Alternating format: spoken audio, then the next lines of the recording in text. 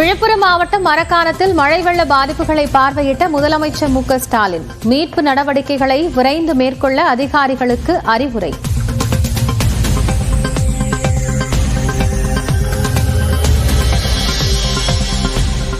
விழுப்புரம் மந்தவாய் புதுக்குப்பம் பகுதியில் நிவாரண முகாமில் தங்க வைக்கப்பட்டவர்களை சந்தித்து பேசினார் முதலமைச்சர். பாதிக்கப்பட்ட மக்களுக்கு நிவாரண உதவிகளை வழங்கினார்.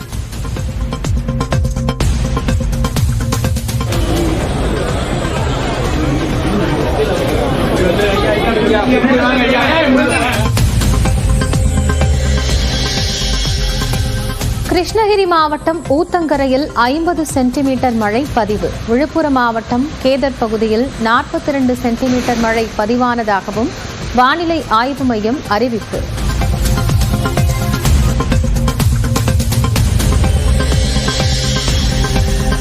ஊத்தங்கரை பேருந்து நிலையம் அருகே திருப்பத்தூர் சேலம் தேசிய நெடுஞ்சாலையில் அடித்துச் செல்லப்பட்ட வாகனங்கள் தீயணைப்புத் துறையினரின் உதவியுடன் மீட்பு.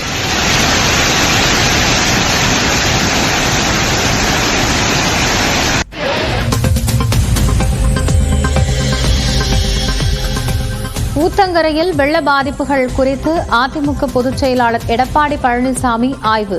பொதுமக்களிடம் குறைகளை கேட்டறிந்தார்.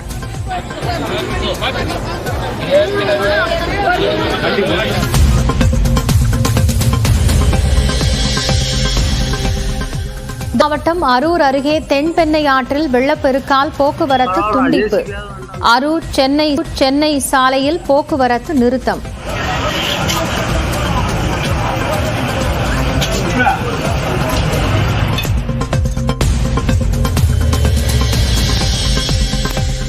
அதிகனமழை மற்றும் வெள்ள பாதிப்புகள் குறித்து கிருஷ்ணகிரி தர்மபுரி மாவட்ட ஆட்சியர்களிடம் கேட்டறிந்தார் முதலமைச்சர் மு க ஸ்டாலின். அமைச்சர்கள் முத்துசாமி, ராஜேந்திரனை விரைந்து சென்று மீட்புப் பணிகளை மேற்கொள்ள உத்தரவு.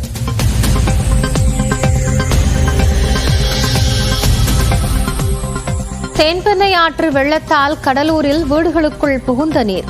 500க்கும் மேற்பட்ட குடியிருப்புகளை நீர் சூழ்ந்ததால் மக்கள் தவிப்பு.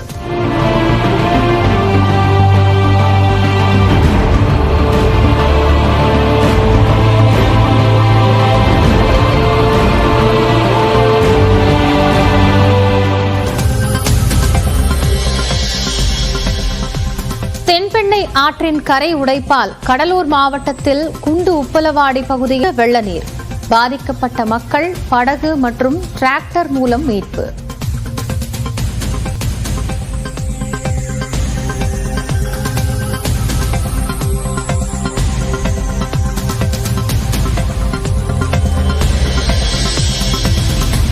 விழுப்புரம் மாவட்டம் செஞ்சியில் ஏரி நிரம்பி வீடுகளுக்குள் புகுந்த நீர்.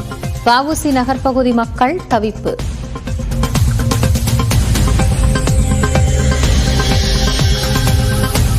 புதுச்சேரி வீடூர் அணை திறப்பால் சங்கராபரணி ஆற்றில் வெள்ளப்பெருக்கு. வீடுகளுக்குள் தண்ணீர் புகுந்த நிலையில் படகுகள் மூலம் மக்கள் மீட்பு.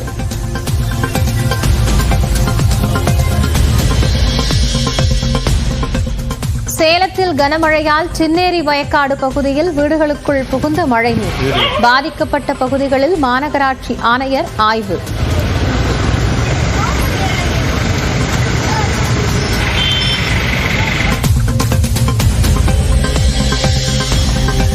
திருவண்ணாமலை அண்ணாமலையார் கோயிலில் வடிந்த வெள்ளம்.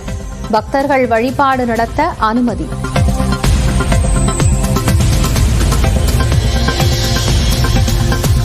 திருவண்ணாமலையில் பாறைகள் உருண்டு விழுந்ததில் மாயமான 7 பேரை மீட்கும் பணி தீவிரம். பாறைகள் உருண்டு விழுந்த புதிய வீடியோ காட்சிகள் வெளியானது.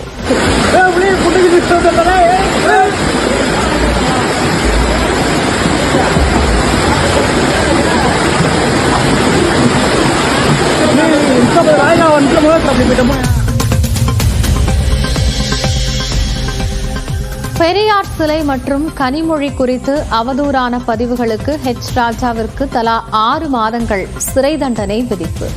மேல்முறையீடு செய்ய வசதியாக தண்டனையை நிறுத்தி வைத்த சென்னை உயர்நீதிமன்றம்.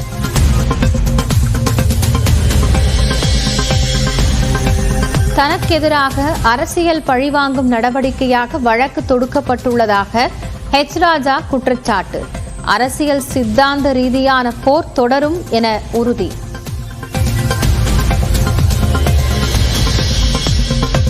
பல்வேறு வழக்குகள் நிலுவையில் உள்ளபோது பிணை கிடைத்த உடனே அமைச்சராக பதவியேற்றது ஏன்? அமைச்சர் செந்தில் பாலாஜிக்கு உச்சநீதிமன்றம் சரமாரி கேள்வி.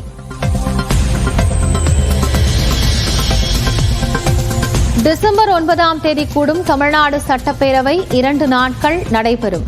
டங்ஸ்டன் சுரங்க உரிமையை ரத்து செய்ய வலியுறுத்தி சிறப்பு தீர்மானம் கொண்டுவரப்படும் என அறிவிப்பு.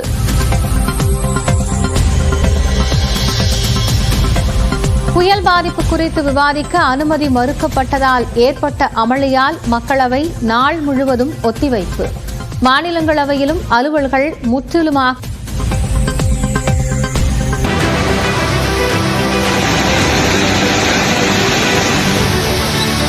விழுப்புரம் மாவட்டமே முழுவதுமாக வெள்ளக்காடாக மாறியிருக்கிறது.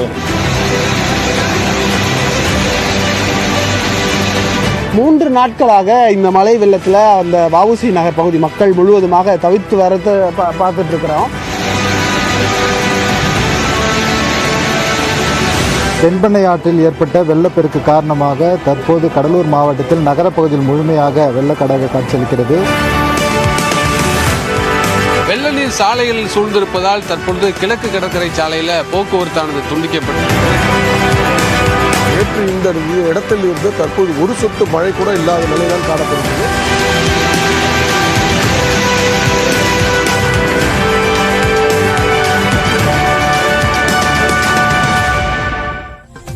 தென்பெண்ணை ஆற்றில் ஏற்பட்ட வெள்ளப்பெருக்கால் கடலூரில் 500க்கும் மேற்பட்ட குடியிருப்புகளை வெள்ளம் சூழ்ந்துள்ளது.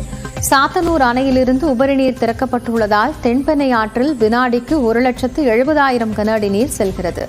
இதன் காரணமாக தென்பெண்ணை ஆற்றில் கடும் வெள்ளப்பெருக்கு ஏற்பட்டுள்ளது. கடலூர் மாவட்டத்தில் தென்பெண்ணை ஆற்றின் கரையோரத்தில் உள்ள 19 ஊராட்சிகள் மற்றும் கடலூர் மாநகராட்சியில் 7 பகுதிகள் கடுமையாக பாதிக்கப்பட்டுள்ளன. குறிப்பாக மாவட்ட ஆட்சியர் அலுவலக சாலை, திடீர்குப்பம், குண்டு சாலை, ஆல்பேட்டை உள்ளிட்ட பகுதிகளில் வெள்ள நீர் சூழ்ந்திருக்கிறது. அங்குள்ள 500க்கும் மேற்பட்ட வீடுகளுக்குள் தண்ணீர் புகுந்துள்ளதால் மக்கள் சிரமத்திற்கு ஆளாகியுள்ளனர். கஸ்டம் சாலை மற்றும் மாவட்ட ஆட்சியர் சாலையில் போக்குவரத்து முற்றிலுமாக முடங்கியுள்ளது.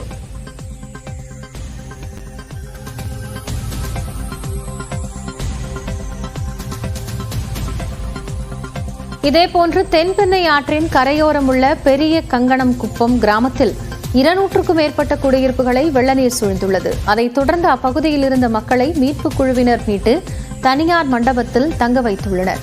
குண்டுசாலை பகுதியில் வெள்ளத்தால் பாதிக்கப்பட்ட மக்களை தேசிய மற்றும் மாநில பேரிடர் மீட்புக் குழுவினர் பாதுகாப்பாக மீட்டனர்.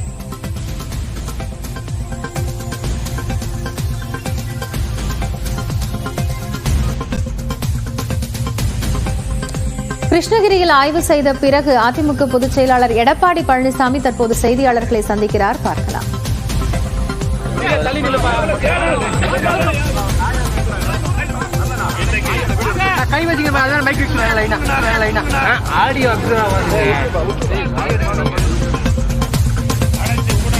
பத்திரிகை நண்பர்களுக்கும் வணக்கம்.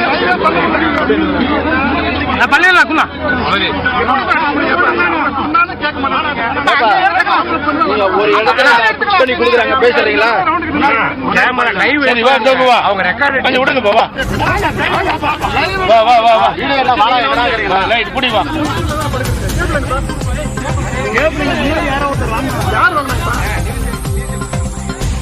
கிருஷ்ணகிரி மாவட்டம் ஊத்தங்கரையில் வரலாறு காணாத அளவிற்கு மழைநீர் பெய்திருக்கிறது. இதையடுத்து அங்கு வாகனங்களும் வணக்கம்.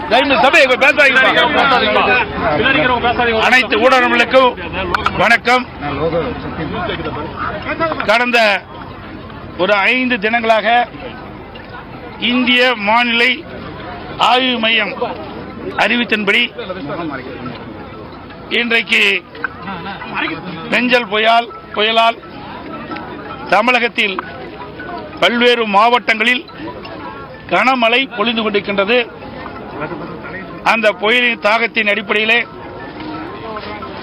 கிருஷ்ணகிரி மாவட்டம் ஊத்தங்கரையில் நேற்று தினம் மட்டும் நேற்று இரவு தினம் பெய்த மழை சுமார் 51 சென்டிமீட்டர் மழை என்று ஊடக செய்தி, பத்திரிகை செய்தி, வானிலை நிலையம் அறிவிப்பு. இன்றைக்கு இந்த கனமழையால் ஊத்தங்கரை தாலுகா, போச்சம்பள்ளி 2 தாலுகாக்களிலும் இந்த கனமழையால் கடுமையாக மக்கள் பாதிக்கப்பட்டிருக்கிறாங்க. இந்த ஊத்தங்கரை நகரத்திற்கு ஒட்டிய ஏரியில அந்த மழைநீர் வெள்ளத்தால் உபரி நீர் வெளியேறி இந்த சாலை ஓரமாக பேருந்து நிலையத்திற்கு அருகாமையில் நிறுத்தப்பட்டிருந்த வாகனங்கள் இன்றைக்கு இந்த பள்ளத்தில் அடித்து செல்லப்பட்டு அந்த காட்சி இப்ப தொலைக்காட்சியின் வாயிலாக நீங்கள் பார்த்துக் கொண்டிருக்கின்றீர்கள். அவை இன்றைக்கு சுமார் 50 வாகனங்கள் இந்த மழை வெள்ளத்தால் இன்றைக்கு சாலையிலிருந்து பள்ளத்தில் விழுந்து கிடக்கின்றன. அது மட்டுமல்ல, இந்த 50 வாகனங்களும் இன்றைக்கு சீர் செய்ய வேண்டும் என்று சொன்னால் அதிக செலவாகும். இதையெல்லாம் சாதாரண ஓட்டுநர்கள் இந்த வாகனத்தை பயன்படுத்தி இந்த ஆமணி வேன்களை இன்றைக்கு வேன்களெல்லாம் இன்றைக்கு இந்த வாகனத்தை நம்பித்தான் அவை குடும்பம் இருந்து கொண்டிருக்கின்றன. இப்போ ஒரு நல்ல சீசன், சபரிமலை சீசன். இந்த நேரத்தில் இந்த கனமழையால் இந்த வாகனங்கள் எல்லாம் உபரி நீரால் அடித்து செல்லப்பட்டு கடுமையாக பாதிக்கப்பட்டுகின்றது. திராவிட முன்னேற்ற கழக அரசாங்கம் இதற்கு தேவையான நிவாரணத்தை இந்த பாதிக்கப்பட்டுள்ள வாகன உரிமையாளர்களுக்கு வழங்கப்பட வேண்டும் என்று சொன்னால், அத்தனை பேரும் ஒரு சாதாரண குடும்பத்தைச் சேர்ந்தவர்கள். அதிக முதலீடு செஞ்சு இன்றைக்கு இந்த வாகனத்தை பயன்படுத்திக் கொண்டிருக்கின்றார்கள். இந்த வாகனத்தில் இருக்கிற வாடகையின் மூலமாகத்தான் அந்த குடும்பத்தை நடத்தி கொண்டிருக்கின்ற அடித்தட்டில் வாழ்கின்ற அவர்கள் இந்த கனமழையினால் வாகனங்கள் இன்றைக்கு அடித்துச் செல்லப்பட்டு கடும் சேதத்திற்கு ஆளாயிருக்கிறார்கள். ஆகவே இந்த அரசு உடனடியாக இந்த வாகனத்தினுடைய சேதத்தை மதிப்பிட்டு அவர்களுக்கு தேவையான உதவிகளை செயல்படுத்த வேண்டும் என்று இந்த நேரத்தில் கேட்டு, அதோடு இந்த நகரத்தில் ஊத்தங்கரை நகரத்தின் ஓரப்பகுதியிலே, அதாவது ஏரிக்கு ஒட்டிய ஓரப்பகுதியில் சுமார் 55 வீடுகள் நீரில் இன்றைக்கு மூழ்கி இருக்கின்றன. அந்த பாதிக்கப்பட்ட அந்த வீட்டு உரிமையாளர்களுக்கும் இந்த அரசு தேவையான நிவாரணத்தை வழங்கப்பட வேண்டும். அதோடு இனி எதிர்வருகின்ற காலத்தில் அந்த ஊத்தங்கரை நகர ஓரப்பகுதியில், அதாவது ஏரியினுடைய ஓரப்பகுதியில் வசிக்கின்ற, கரையோர பகுதியில் வசிக்கின்ற அந்த மக்களுக்கு பாதுகாப்பான இடவசதி செய்து கொடுக்கப்பட வேண்டும் என்று அந்த மக்கள் கோரிக்கை வைத்திருக்கின்றார்கள். அந்த கோரிக்கையும் இந்த அரசு பரிசீலித்து அவருக்கு மாற்று இடத்தை, பாதுகாப்பான மாற்று இடத்தை வழங்க வேண்டும் என்று கேட்டுக்கொள்வதோடு, இந்த கனமழையால் போச்சம்பள்ளி தாலுகா, இந்த ஊத்தங்கரை தாலுகா 2 தாலுகாவில் இருக்கின்ற விளைநிலங்கள், நெற்பயிர் சாகுபடி செய்திருக்கின்றார்கள் விவசாயிகள், பருத்தி சாகுபடி செய்திருக்கின்றார்கள். இப்படி இந்த சாகுபடி செய்த பயிர்கள் எல்லாம் கனமழை வெள்ளத்தால் கடுமையாக பாதிக்கப்பட்டிருக்கின்றது, சேதமடைந்திருக்கின்றது. இதையெல்லாம் இந்த அரசாங்கம் உடனடியாக வருவாய்த்துறை, வேளாண் துறை அதிகாரிகளை அனுப்பி வைத்து முழுமையாக கணக்கிடப்பட்டு பாதிக்கப்பட்ட, இந்த வெள்ளத்தால் பாதிக்கப்பட்ட விவசாயிகள் அனைவருக்கும் இழப்பீட்டுத் தொகை வழங்கப்பட வேண்டும் என்று கேட்டுக்கொள்கிறேன். கிருஷ்ணகிரி மாவட்டம் மட்டும் இல்லாம இன்னைக்கு தமிழகத்தில் கடலூர், விழுப்புரம், சென்னை, காஞ்சிபுரம் எல்லா மாவட்டங்களுமே இந்த மழை பெரிய, நான் ஏற்கனவே நேற்று தினமே நான் பேட்டி கொடுத்திருக்கிறேன். இன்றைக்கு தமிழ்நாட்டில் கனம் மழையால் வெள்ளத்தால் பயிர்கள் சேதமடைந்திருக்கின்றன. அப்படி பாதிக்கப்பட்ட விவசாயிகள் அனைவரையும் முழுமையாக கணக்கெடுக்கப்பட்டு அவருக்கு தேவையான நிவாரணம். கிருஷ்ணகிரியில் பெஞ்சல் மழை வெள்ள பாதிப்புகள் குறித்து ஆய்வு செய்த பிறகு எதிர்க்கட்சித் தலைவர் எடப்பாடி பழனிசாமி செய்தியாளர்களை சந்தித்திருக்கிறார். விவரங்களை பின்னர் பார்க்கலாம்.